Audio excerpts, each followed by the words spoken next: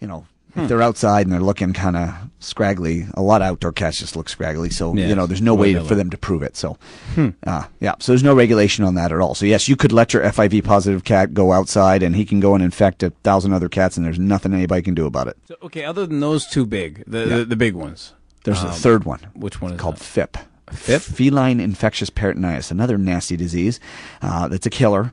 Thankfully, I've probably diagnosed maybe 30 of them in my career. It's not common, but it does occur. And that's another one of those diseases that tends to occur in young outdoor cats.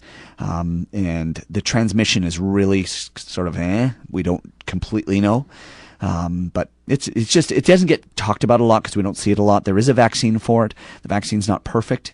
So I don't use it in outdoor cats. I do give outdoor cats leukemia vaccine and rabies vaccine, but I do not use the FIP vaccine because I don't feel it's efficacious enough, meaning that it doesn't work. It works in 65% of the time. And to me, if I'm giving you, if I'm having you pay for a vaccine and I'm telling you got a 35% chance your cat can still get it, that doesn't feel too good to me. Yeah, it doesn't make Whereas sense. with the other two, it's a 99.9. It's you pretty much I can guarantee that if your cat is vaccinated for leukemia or rabies, they're not going to get it. So in general, speaking about some of the smaller diseases that you can get, treatable things that are most common that outdoor cats get. Like, what's the most common thing? Parasites. Parasites? Yeah. External parasites would be what? Fleas, right? Fleas, mites. Those are easy to get. Now, there was an episode, and bring me back, your episode of Seinfeld, where they were doing, somehow fleas got in the apartment. Okay. And they had to bring in the exterminators to get rid of all the fleas. You couldn't go in the apartment for like 2 days. Right. Now, is that the actual case? If your dog or your cat gets in there with fleas and it goes on, because animals can transfer fleas over to people. Right. So, I mean. You know what's neat about that? They tend to not want to go to people unless there's no animals in the house. So if you, let's say you picked up a flea off a dog outside and you came in the house and Romeo wasn't around, the animal would feed off of you because they have nothing else to feed off of. But if there's a dog or a cat around, they'd be going. Okay, so hypothetical. Yeah. A cat or a dog, a big dog goes into your clinic. It's in the waiting room. There's 5 other dogs there. You don't know that the dog has fleas, and then all of a sudden you go in, you see the dog, and hey, the dog's got fleas. What do you do at that point? Do you get in touch with the people that were there before? Do you because that's a situation that has to come up. I mean, you're in a waiting room. It's like being in an emergency room for a person. I go in there, I'm feeling fine, but 20 other people around me have the flu. You know, and the next thing I know, one of them have something else, and what do you do in that? What we do immediately, and we always do premise sprays around our clinic pretty well all the time. I've seen that, yes. But we will literally go in that room, and we won't use the room for a couple hours, and we'll just literally spray it so that it. And the nice thing about fleas is they're easy to kill. Yeah. So it's not like, oh my gosh, we have to worry about them being there for a long time. We get them right away, and then it's the same thing. We have a dog with kennel cough, which is an infectious type of cough, or a cat with an upper respiratory tract infection. True. Yeah, the we cough. try to, what's cool? I don't know. Well, you've seen. We have a dog room and a cat room. Yeah. So in days when we have dogs with kennel cough, all the dogs then go in the cat room. We switch. So and all the cats go in the dog room for that day. So we allow the room to get sprayed with antiviral sprays and stuff like that, so that we won't put any dogs that are infectious in that or that can get that infection in that room. It's kind of cool. And you know what? That's kind of scares me that there are a lot of small clinics out there that have one exam. My old clinic had one exam room. So, listen, if I had one dog in there, we were, but I would tell people, I would say, I just want to let you know, we had a puppy in this morning with kennel cough, so if your dog starts coughing, call me right away. You know what? Some people some people aren't as ethical as you, I believe. Thanks. Some people out there think of one thing, and that's a dollar bill sign, because, hey, great, come to my clinic and get more fleas. You got to come back and get more treatment. Woohoo! More money. So, I mean, you have those ethical vets, which, I hear you, and I've dealt with unethical vets who are exactly a prime example of what I'm saying. And, I don't think they take any deterrence, and they don't have any, they're not proactive in any of these measures. And I'm glad to know that you are. And I'm glad to know that there are other vets out there and other clinics that are very proactive. You know what's kind of cool about, you were saying about, the insecticides and sort of bring these guys in from PCO, is that used to be the old way. You can walk out of our clinic, for instance, with a spray that's, $28, and it gets 1,500 square feet, and you spray all the baseboards and bye-bye fleas. So nowadays you don't need to be clearing out the house, and so there's a simple, inexpensive way. If your dog if Romeo picked up 1 or 2 fleas, we know that fleas can breed pretty quickly. You can get it under control without having to call the big, And do you recommend companies. Do you recommend the medication?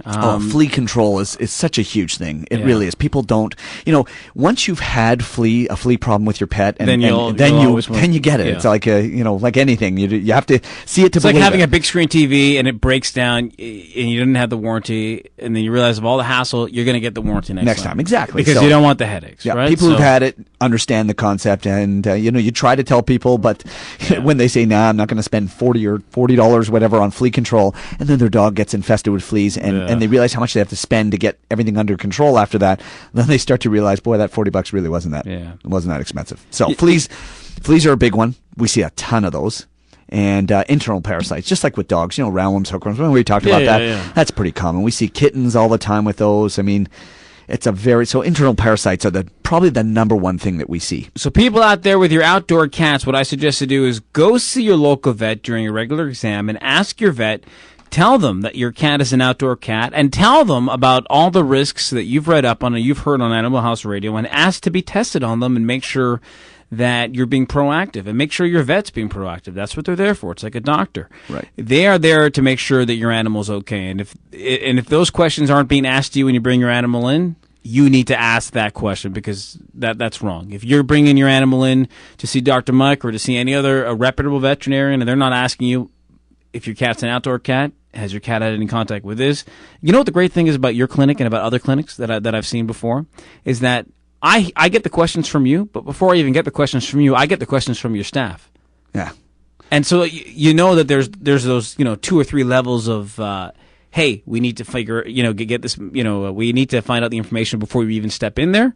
Once you're in there, you get asked again by the veterinarian, and then it's been covered 2 times. Right. As opposed to places I've been before, I didn't even get asked once. Right. So, more clinics are out there like that. I suggest, tell us your good story. I'd love to hear people's good stories about their vets and about their clinics. Or anything. Great Most people always tell you about the bad stories. Yeah, I want to hear good stories. Yeah. info@animalhouseradio.com. We're going to take a break. When we come back, Nicola, she's in Prince Edward Island right now on vacation. She's going to be talking to us about the city of Toronto and just maybe shooting the shizzle, as Janelle likes to say back in, that's the Regina thing. The shizzle. Yeah, Joe. What's going on? All right. We're going to be back in a couple of seconds. When we're back, and we got a whole.